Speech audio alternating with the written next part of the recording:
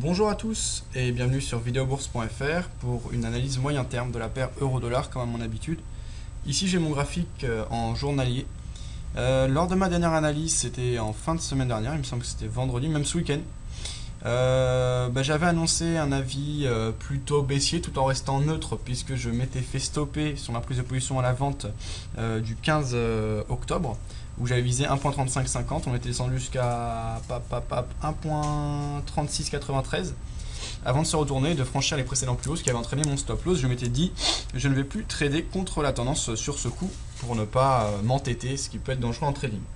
Alors, j'avais dit ce week-end que vendredi, on avait quand même eu un très beau signal baissier, puisqu'on était revenu pile au contact de la résistance oblique haussière, que l'on pouvait tracer en reliant les plus hauts du 10 mai et les plus hauts du 14 octobre.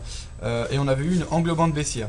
Donc là, le signal était très fort. Il a été largement suivi. On a même eu une accélération baissière ce week-end. On a ouvert lundi sur un gap du week-end. Alors, il n'y a pas vraiment de gap sur le Forex, mais voilà, on a une différence entre la clôture de vendredi soir et l'ouverture de lundi matin ou dimanche dans la nuit.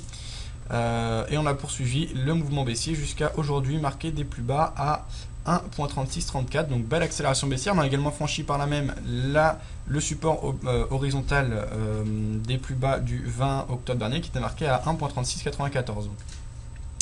Dans mon analyse, j'avais dit que pour moi la tendance haussière se composait actuellement de une phase d'accélération haussière, correction, accélération haussière, et que je voyais bien, pour respecter la théorie des vagues d'Elliott, une phase de correction avant une dernière accélération haussière, et essayer de prendre position au contact du support oblique sur signal de retournement pour essayer de prendre position dans le sens de la tendance sur rebond. Donc il nous reste du temps avant de retourner vers le support oblique haussier. Si on devait y descendre d'un seul coup actuellement, ce qui ne sera pas le cas, il se situerait à 1.3139. Si on y va tranquillement, on peut par exemple viser 1.3350, ça me semble réalisable, avant de commencer à observer des signaux de retournement. Au niveau du RSI, on avait une belle divergence qui s'était observée avec des plus hauts de plus en plus hauts entre le 15 octobre et les plus hauts marqués le 4 novembre. J'avais remarqué la dernière fois.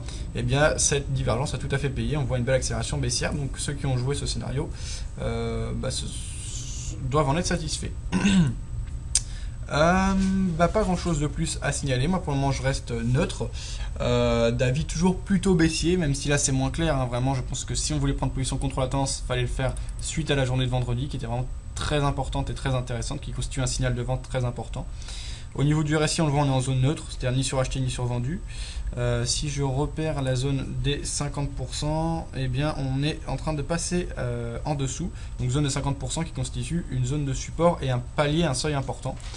Donc on pourrait, donc à court terme en tout cas en intraday, on est vraiment tout à fait dans une tendance baissière, hein. Si on baisse dans une unité de temps, par exemple en 1 heure, on va largement s'en rendre compte.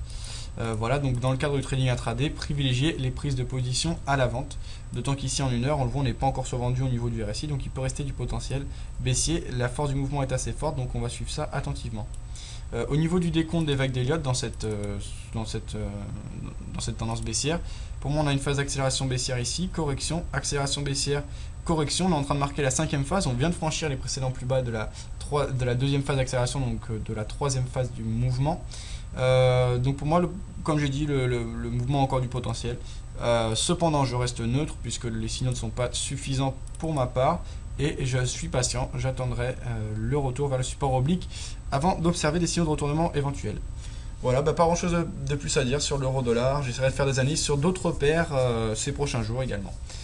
Bonne journée à tous.